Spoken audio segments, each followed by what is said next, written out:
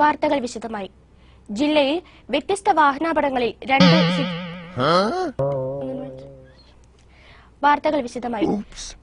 വ്യത്യസ്ത വാഹനാപകടങ്ങളിൽ രണ്ട് സ്ത്രീകൾ മരിച്ചു.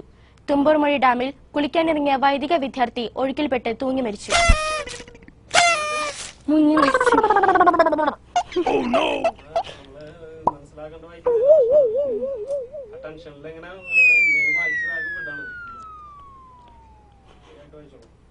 ജനവികാരം മനസ്സിലാക്കി കോർപ്പറേഷൻ സമരസമിതിയുമായി ചർച്ച ചെയ്ത് പ്രശ്നം പരിഹരിക്കണമെന്ന് ലാലൂർ മലിനീകരണ വിരുദ്ധ സമരസഹായ സമിതി വാർത്താസമ്മേളനത്തിൽ ആവശ്യപ്പെട്ടു. ചാവക്കാട് എടക്കഴിയൂരിൽ വീടിന് തീപിടിച്ച് രോഗിയായ